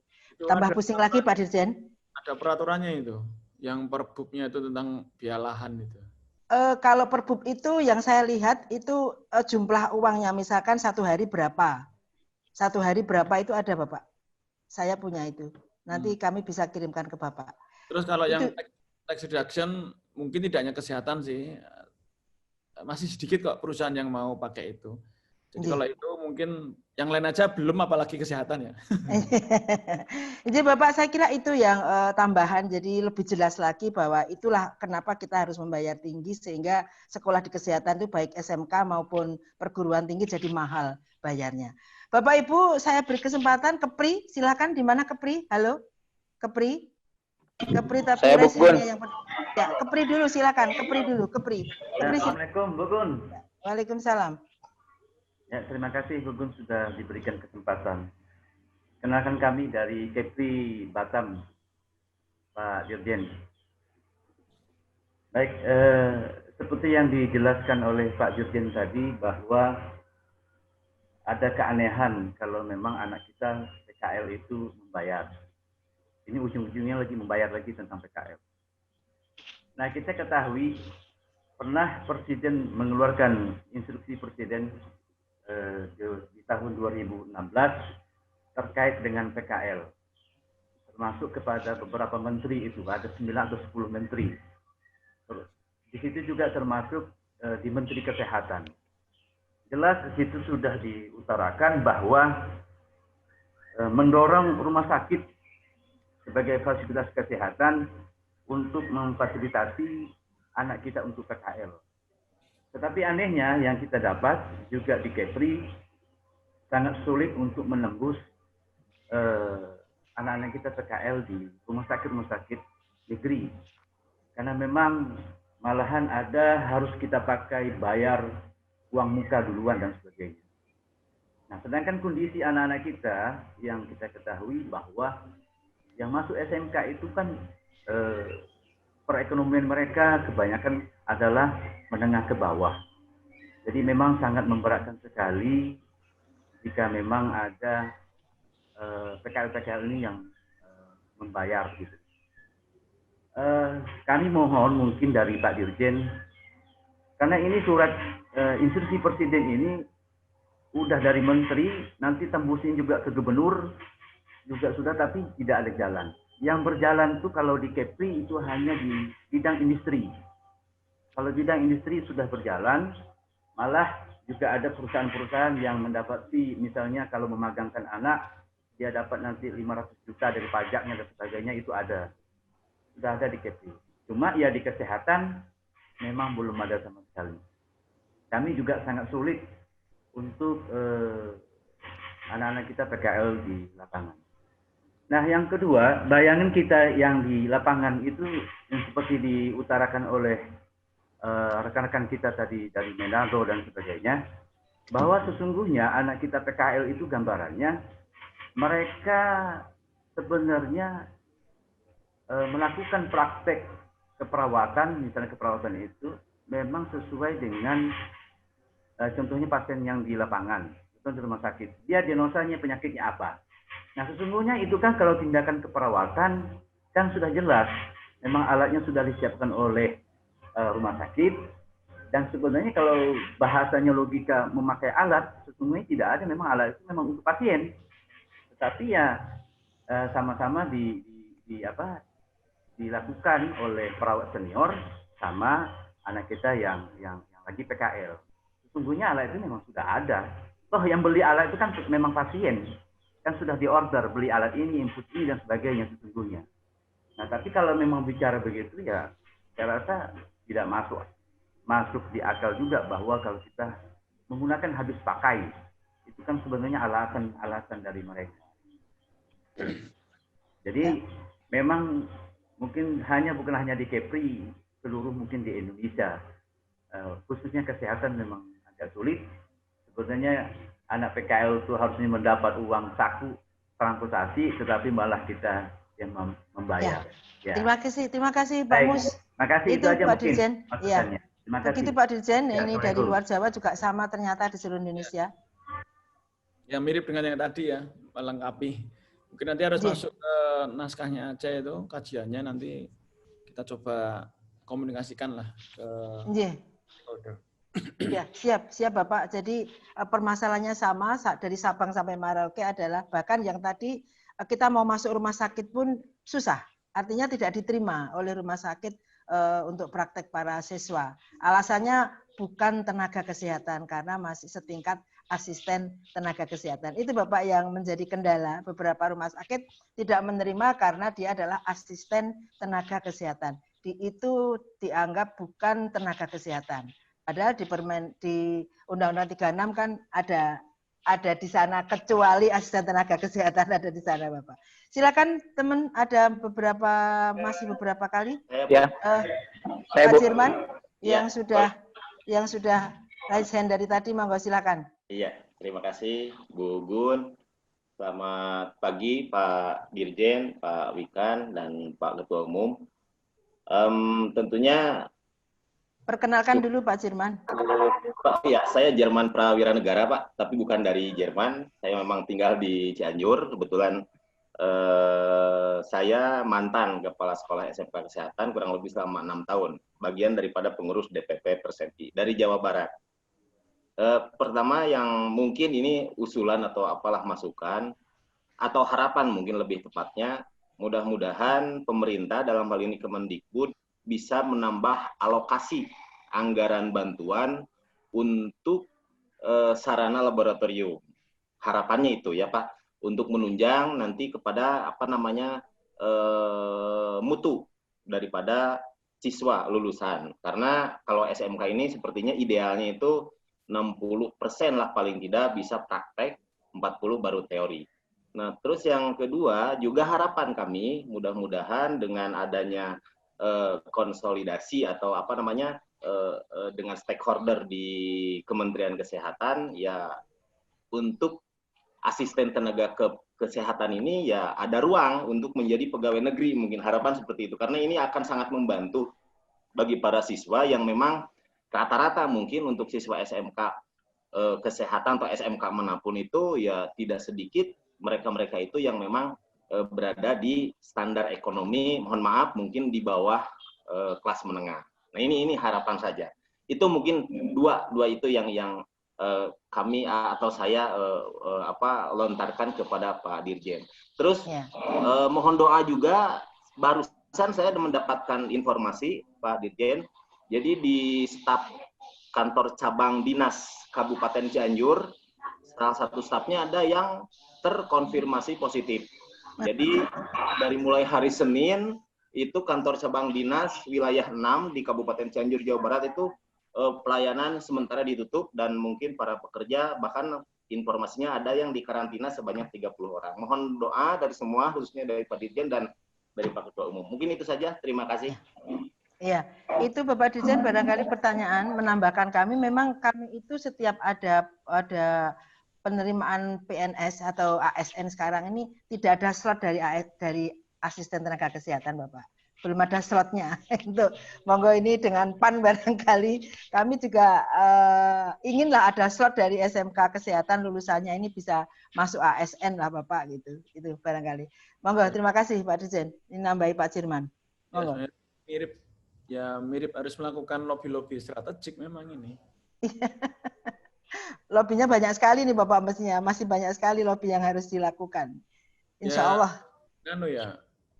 Ya gini, itu ya pastilah. Tapi mungkin kenapa ya kok mereka tidak concern ya? Kenapa mereka nggak memiliki concern terhadap SMK kesehatan ya? Apa mereka nggak butuh ya? Kalau tidak butuh kan tidak 90% terserah Bapak. Makanya. Kalau mereka butuh kenapa nggak ada pengakuan dan penghargaan? Ini kan pertanyaan yang saya nggak tahu ya, ini harus diperdalam terus ini dengan, ya baik ini kami catat aja lah. Nanti di naskahnya itu, kajiannya itu nanti ditambahkan.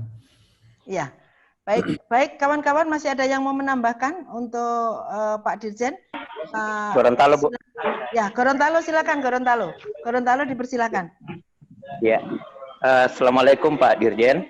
Waalaikumsalam warahmatullahi. Dari Gorontalo, Kepala SMK Kesehatan Bakti Nusantara Gorontalo, sekaligus Ketua Persatuan SMK Kesehatan Provinsi Gorontalo.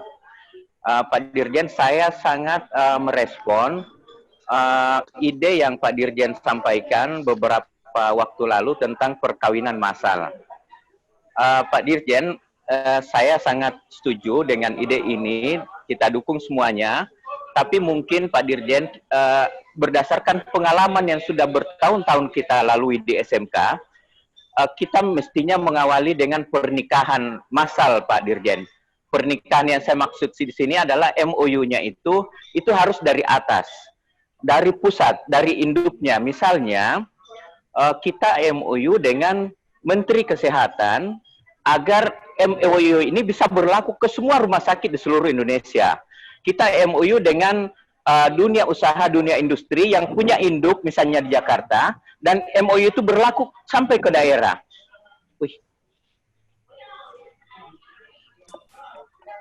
Halo? Ya, teruskan Pak, teruskan. Ya. Pak, teruskan. Ya. Kalau seandainya MOU itu dari atas, maka ini akan berdampak sampai ke bawah. Biasanya kita sudah melakukan MOU di bawah, tapi itu tadi Pak Dirjen, itu hanya sebatas wacana di koran dan setelah itu tidak ada kontribusi. Padahal Impres nomor 9 itu tentang revitalisasi SMK sangat kuat sebenarnya. Mohon ini Pak Dirjen, mohon kalau seandainya bisa terlaksana, ini akan lebih mudah buat kita. Terima kasih. Assalamualaikum warahmatullahi wabarakatuh. Ya, ini ide yang baru buat saya. Memang kalau untuk kesehatan ini kayaknya ambil atas kok ini. Kalau yang lainnya kan bisa dengan industri ya. Kalau ini kayak kesehatan ini kayaknya lobby atas ini. Harus Bapak, ini memang ini harus lobby atas karena kita di bawah sudah untek-untekan di bawah ini nggak bisa kena gitu. Spesial, kasus spesial ini. Iya. Iya Bapak, terima kasih sekali. Karena memang sejak lama permasalahan ini sudah kita, munculnya Persemki ini juga karena permasalahan-permasalahan yang ada, Bapak. Dulu belum ada persatuan SMK Kesehatan. Setelah ada permasalahan beberapa, baru kita muncul ada persatuan SMK Kesehatan. The power of kepepet ya Bu ya? Ya, the power of the kepepet. Betul sekali. Ya, Barangkali ini tadi tambahan lah. Kayaknya hampir seluruhnya itu kan intinya itu nambah PR, nanti kita entah nanti kita bikin tim untuk mengkaji ini atau kita nanti ngadakan workshop atau FGD yang komprehensif bersama stakeholder mereka. Monggo. Kalau ini kan kayaknya sesi curhat ya. Iya ini Bapak, ini sesi curhat yang banyak sekali curhatannya dari kawan-kawan seluruh Indonesia. Ya, curhatan kita terima, tapi kan intinya tidak seluruh kewenangan ada di kita kan. Itu kan Kemenkes itu kan kuat sekali, Kemenkes dan asosiasi-asosiasi yang terkait ya. Memang ini harus diajak ngomong. Mereka kalau dikerasin ya mereka bisa jadi keras ya. Jadi kita harus menggunakan strategi komunikasi yang sangat cerdas dan bijak lah. Iya Bapak. Jadi cukup lama dan sepertinya kok belum terpecahkan ya, nanti kita akan memulai lah. Moga-moga nanti bulan lagi bisa adakan ya Bu ya, kayak semacam. Siap Bapak, siap. Kami akan persiapkan. Undang stakeholder mereka juga, sehingga kita bisa dengerin alasan mereka apa gitu loh, hambatannya apa gitu. Iya, bahkan sebetulnya. Tapi ada saya. Iya Bapak ini. Tapi kalau mereka alasannya itu clear, formal, tak catat. Nanti kita konfrontasi, kita konfrontir ya, kita konfirm ke Pak Menteri atau ke Pak Dirjennya yang terkait. Betul Bapak. Alhamdulillah kalau kita dengan kawan-kawan insya Allah akan kerja keras untuk membuat ini tadi apa yang harus perlu kami laporkan kepada Bapak. Gitu. Kawan-kawan satu lagi untuk Pak Dirjen, barangkali masih ada dari Papua, saya nggak melihat. Apakah ada apa tidak dari Papua ini tadi? Ya. Papua ada Ibu. Papua mau Papua. Ada yang disampaikan? Silakan Papua. Timika. Oh Timika. Silakan Timika disampaikan. Menyimak tanya Ibu. Iya silakan. Intinya saya. Pak Marton silakan. Ya. Saya dari SMK Negeri 3 Timika.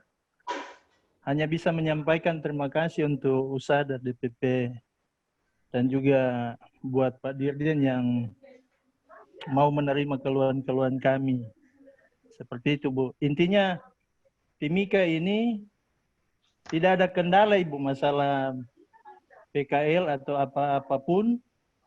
Cuma ya itu, maunya ada apa? Ada yang lebih lagi. Yang kayak tadi yang sudah disampaikan, kalau masuk perguruan tinggi, memang anak-anak kita yang sampai saat ini mungkin ada hampir 20 ya Bu, yang sudah bisa ke perguruan tinggi khususnya kedokteran. Cuma memang uangnya harus ada pelicin begitu. Iya. Oh, ya. Papua. Justru Papua sudah diperbolehkan Pak Dirjen, tapi itu tadi ada pelicin tadi lah itu. Kalau yang di khusus Papua, yang Universitas Cendrawasih ini, Ibu kita memang diterima untuk anak-anak SMK Kesehatan. Cuma memang untuk keluar itu yang agak sulit. Butuh lagi pelicin. Seperti itu Ibu. Terima kasih lagi. Iya, terima kasih. Bapak, terima kasih. Ini sudah jam 10.45. Kami sudah 25 menit Bapak untuk Pak Dirjen memberikan waktu yang panjang kepada kita. Apakah teman-teman masih ada yang bisa disampaikan dan Pak Dirjen masih ada waktu barangkali untuk kawan-kawan? Ya mungkin sampai jam 11 ini Bu. Sampai jam 11, silakan. Masih ada lagi? Dari Madura, silakan Madura. Pak Rahman, silakan. Assalamualaikum warahmatullahi wabarakatuh. Waalaikumsalam warahmatullahi wabarakatuh. Ini saya mulai awal menyimak paparan dari Dirjen Bekasi, Kementerian Pendidikan dan Kebudayaan, bahwa memang ternyata bahwa Dirjen Vokasi ini adalah diadakan di dalam rangka menjawab nawacita kedua daripada kepemimpinan Bapak Jokowi. Nah, di dalam website dari Dirjen Vokasi ini saya coba baca, memang sejarahnya memiliki ekspektasi besar dari Bapak Presiden dan pemerintah terkait dengan keinginan pemerintah meningkatkan kemampuan vokasi bagi warga negara Indonesia. Jadi bukan hanya SMK, tetapi juga warga negara Indonesia, khususnya bagi tenaga produktif. Begitu kalau saya baca visi atau pertimbangan diterbitkannya Dirjen Vokasi ini. Oleh sebab itu, mohon maaf Pak Dirjen, bahwa hingga satu tahun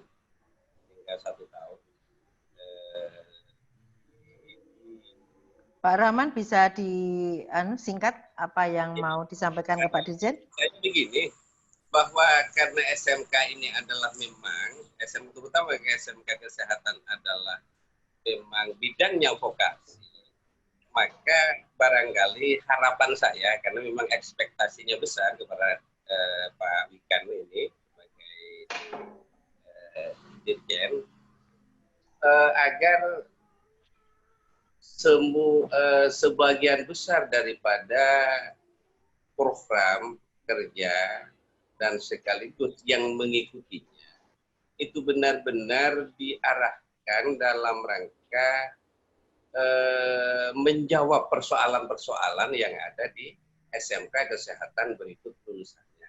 Karena pada sisi resources, pada sisi SDM, skill yang dimiliki oleh lulusan SMK Kesehatan ini diakui oleh berbagai lembaga, baik lembaga sertifikasi maupun lembaga-lembaga pengguna dalam hal ini. Oleh sebab itu, harapan saya, Bu Gun, Kepala Pak Dirjen, Iya, tadi sudah disampaikan, Pak. Iya, betul. Kami belum menemukan dari apa yang saya baca dari paparan tadi itu khusus program yang mengarah kepada SMK Kesehatan. Itu saja. Mudah-mudahan apa yang saya sampaikan ini tidak keliru, tetapi merupakan harapan sehingga bisa dijadikan pertimbangan dalam pengambilan keputusan di tingkat itu. Terima kasih. Terima kasih Pak Rahman. Barangkali Pak Dirjen ini tadi memperkuat saja apa yang jadi permasalahan kita. Barangkali apakah perlu ada tambahan? Ini dari Sulut, barangkali Sulawesi Utara. Silakan, mumpung ketemu dengan Pak Dirjen walaupun lewat virtual. Sulawesi Utara. Setelah itu nanti Bu Iwing, masih ada 2 lagi Pak Dirjen untuk bisa menyampaikan sesuatu kepada Bapak.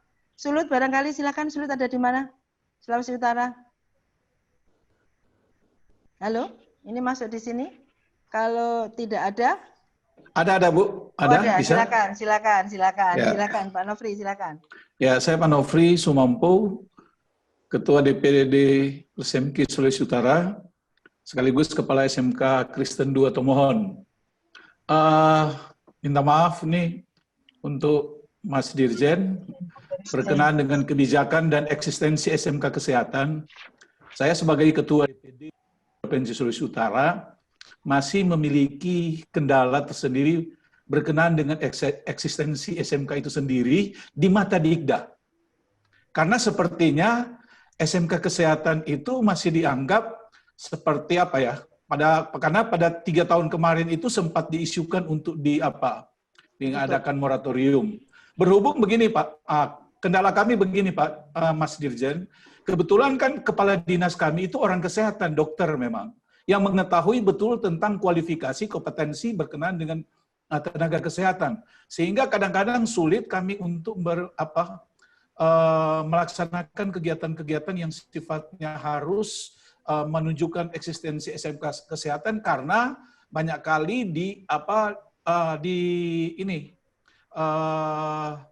dihadapkan dengan masalah hal-hal berkenaan bagaimana kepala dinas yang mengetahui benar tentang tenaga kesehatan yang seperti sebagaimana yang saya suka kemukakan bahwa Permenkes 80 itu sudah ada kesepakatan untuk berkenaan dengan asisten tenaga kesehatan, tapi sepertinya belum bisa.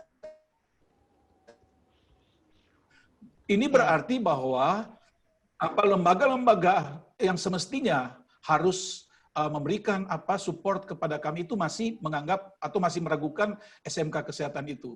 Maka kami mohon dalam kesempatan ini Pak atau Mas Dirjen untuk kiranya dapat mensosialisasikan kepada seluruh kepala dinas, karena tidak semuanya kepala dinas pendidikan di Indonesia ini yang memahami betul masih menganggap sepihak untuk SMK kesehatan, walaupun kami sudah banyak berbuat. Berkenaan dengan apa yang teman-teman katakan tadi dari Manado, bahwa tidak semua rumah sakit memang memungut biaya, karena saya pada kesempatan pertama waktu mengetahui bahwa siswa-siswa yang akan melaksanakan praktek kerja lapangan di fasilitas layanan kesehatan tadinya harus dipungut biaya, tetapi ketika saya melampirkan surat impres dari Presiden tentang revitalisasi SMK berkenaan dengan memberikan layanan kepada siswa, akhirnya diketahui oleh fasilitas-fasilitas layanan kesehatan, malahan sekarang kami dari SMK Kristen 2 diminta oleh rumah sakit internasional untuk dapat direkrut. Malahan kami tahun kemarin diminta 13 orang untuk direkrut menjadi tenaga di fasilitas layanan kesehatan, khususnya di Rumah Sakit Siloam Manado itu sendiri. Jadi mungkin itu, dan yang paling penting yang saya rasa Pak Mas Menteri, berkenaan dengan paling tidak kebijakan atau para petinggi yang Jakarta di Kemendikbud harus memberikan penguatan kepada kepala dinas bahwa harus mengakui, karena ini kan secara nomenklatur itu kompetensi keahlian kesehatan itu ada, dan ini juga untuk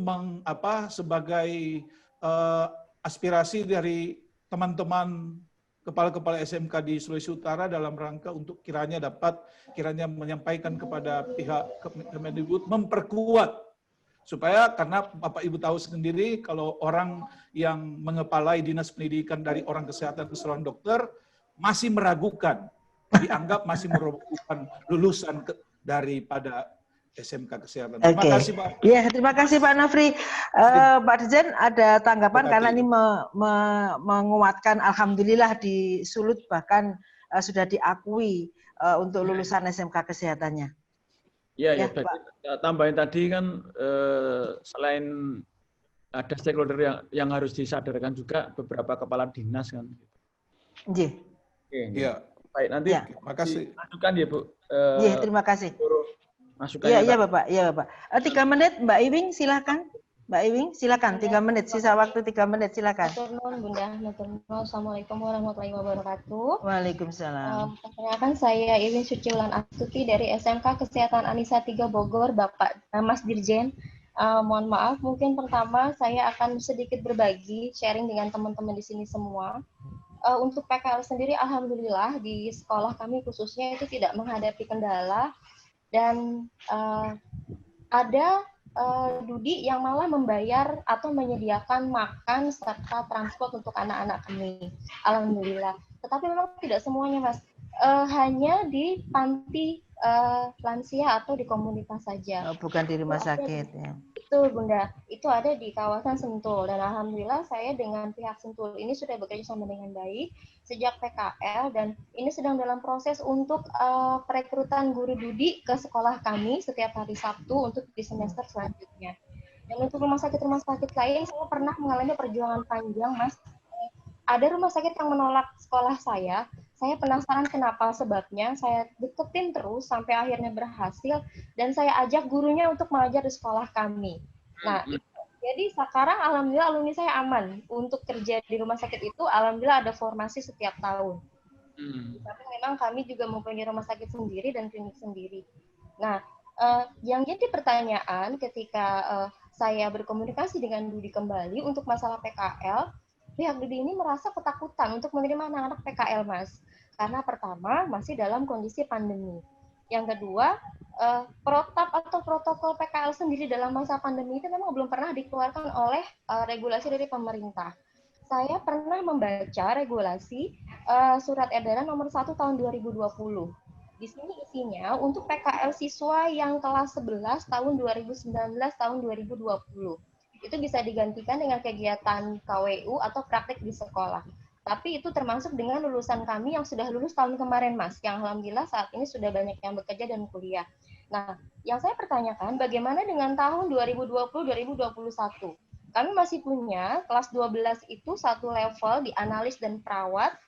Jujur sampai saat ini kami belum bisa mendapatkan izin dari pihak DUDI karena memang mereka belum berani menerima anak-anak kami untuk PKL. Sedangkan kompetensi yang harus dimiliki oleh anak-anak ini untuk lulus nanti itu adalah PKL.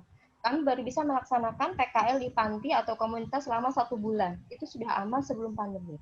Nah, setelah pandemi ini, yang saya pertanyakan regulasi atau protokol untuk PKL untuk kelas 12 tahun 2020-2021, Mas. Jadi kalau ada regulasi itu, meskipun mungkin rumah sakit belum memahami, kami bisa melakukan edukasi sehingga mereka bisa paham dan mungkin bisa menerima anak-anak kami sehingga kompetensi yang memang matching dengan DUDI bisa terpenuhi dan anak-anak kami bisa bekerja diterima sesuai dengan kompetensi yang ada di DUDI. Mungkin itu saja, Mas Menteri. Intinya regulasi resmi dari pemerintah terkait PKL 2020-2021. Terima kasih, Mas Menteri, semuanya atas waktunya. Wabillahi taufiq. Wassalamualaikum warahmatullahi wabarakatuh. Waalaikumsalam warahmatullahi. Itu Bapak barangkali lain ini tadi, monggo. Sebentar. Ini saya apresiasi sekali Bu Ewing, sangat highly apresiasi lah. Ketika tidak tersambung, kemudian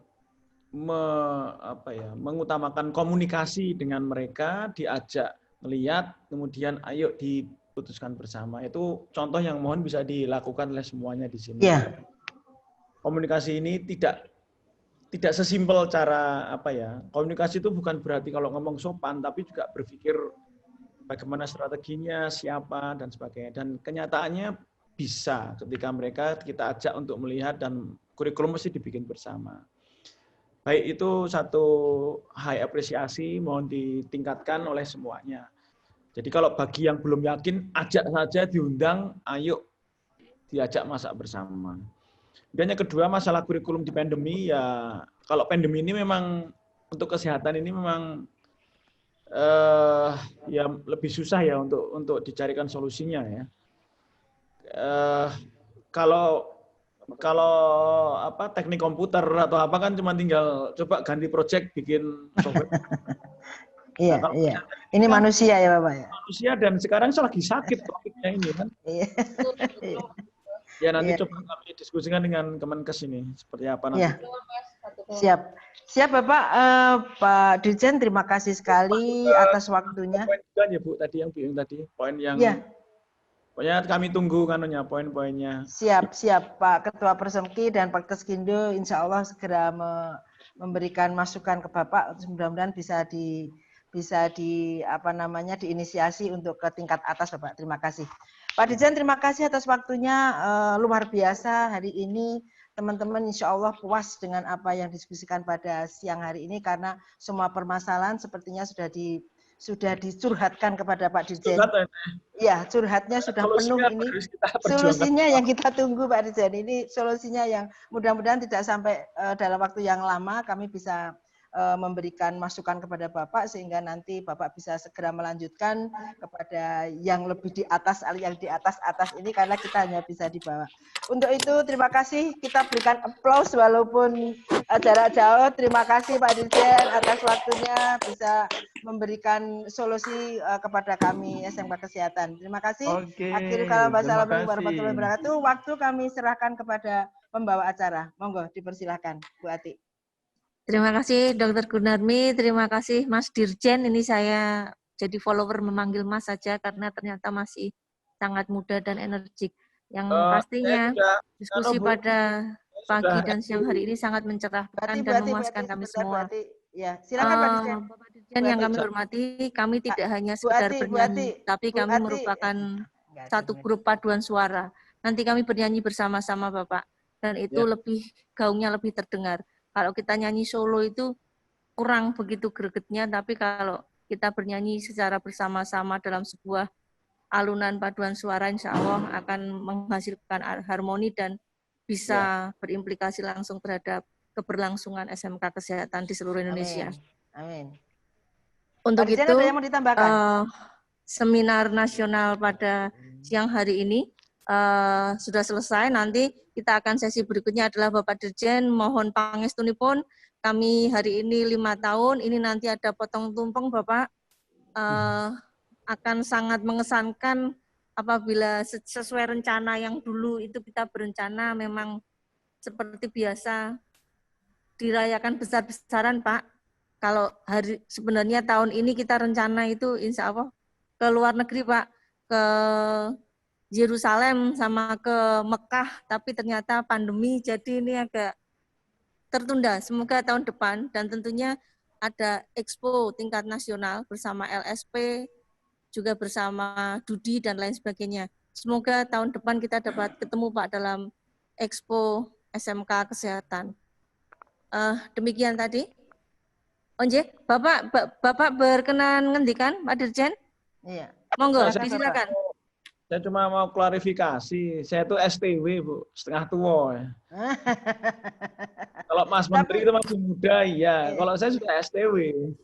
Tapi sisa-sisa kegantengannya masih ada, Bapak. Masih saya ini untuk, hanya untuk apa namanya, untuk YouTuberan, Instagraman.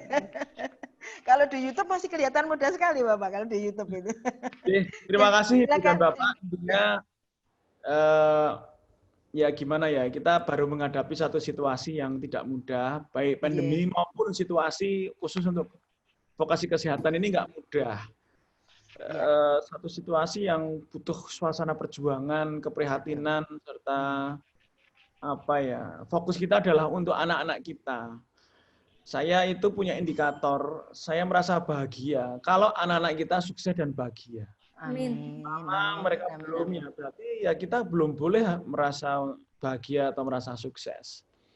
Nah, bentuk keprihatinan perjuangan ini itu benar-benar mari kita tampakkan dalam bentuk konsistensi kita untuk mendidik serta bersatu kita berkomunikasi dengan stakeholder di atas. Insya Allah. Saya yakin nanti mungkin saya akan telepon ke beberapa teman-teman saya, apakah Bu Dekan Kedokteran UGM, apakah Bu Dirjen di Kemenkes. Saya yakin mereka pasti punya reason yang menurut mereka cukup reasonable sampaikan ke saya ya. Kenapa kok ketika saya tanya kenapa kok vokasi kesehatan ini kenapa kok kayak semacam tidak. Nah, saya nggak tahu. Artinya gini. Ya, kita akan meminta mereka untuk introspeksi, tapi kita juga pasti juga melihat ke dalam diri kita ya untuk apa yang harus kita introspeksi. Jadi sama-sama dua arah. Saya akan usahakan membantu adalah mengkomunikasikan ini semua sehingga Indonesia itu bukan kegaduhan tetapi adalah komunikasi. Betul. Kita harus hindari kegaduhan, kita harus berpikir positif, kita berpikir pada diri kita tetap harus improvisasi, terus diperbaiki, tapi jangan lupa berkomunikasi dengan mereka semua. Dalam hal ini fungsi saya kan seperti itu, monggo, saya yakin mereka juga punya alasan, cuman apapun alasannya, kalau anak-anak kita tidak bahagia dan sukses, itu bagi saya harus diperbaiki. Siap. Ujungnya adalah anak-anak kita. Ya itu aja. Saya di sini juga nggak ada kepentingan selain kepentingan anak-anak kita semua. Mungkin gitu aja. Terima kasih. Ya, terima kasih Bapak. Terima kasih. Selamat jalan. Ini sedang ada di Jogja. Iya, terima kasih Bapak. Selamat jalan. Terima kasih atas waktunya. Mbak Ati, kami serahkan kembali waktu kepada pembawa acara. Silakan Mbak Ati. Matur suwun Pak Dirjen. Intinya harus ceket-ceket dan harus dimulai dari sekarang. Kalau tadi Pak Dirjen berpantun, izinkan saya berpantun. Masih bangsa laut Pak. Yuyu kangkang ngesun pipi. Kalau enggak sekarang, kenapa harus nanti, Pak? Gitu. Jadi kita lakukan sekarang ya, Pak. Enggak usah nunggu besok-besok. Ya. Bapak Ibu yang berbahagia, karena Pak Dirjen sepertinya sudah berada di Jogja ya, Pak. Berarti bisa kami mohonkan untuk menyaksikan pemotongan tumpeng, Bapak, secara jarak jauh. Untuk rekan-rekan yang lain juga kami harapkan untuk menyaksikan pemotongan tumpeng sebagai tanda 5 tahun genap usia Persemki ini. Untuk itu disilakan para petugas juga kepada Bapak Singgi dipersilakan untuk mengambil tempat. Silakan kepada Kepala SK Manggi, Pak.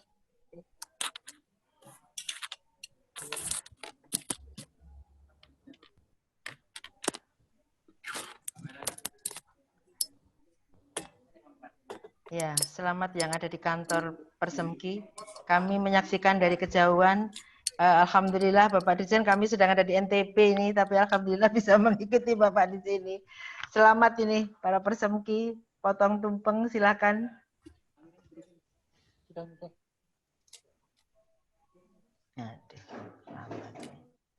Kok nggak digede sih? Coba di zoom bisa nggak? Di zoom coba bisa. Di zoom kan? Coba itu di zoom supaya besar. Halo host. Oke, cek. Host. Ayo host Ibu diperbesar. Anti, tanya dulu Ibu Anti.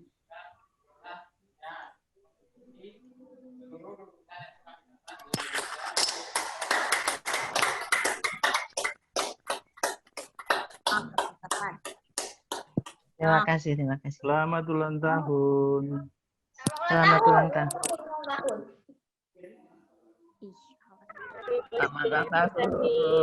Ibu Anti, tanya dulu. Diam-diam Ibu Anti. Semoga terus berjaya. Ini.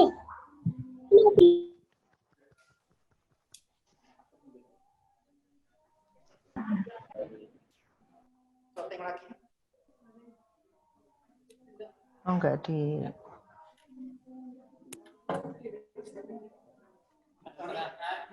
Lulusan SMK Kesehatan pada Persatuan Asisten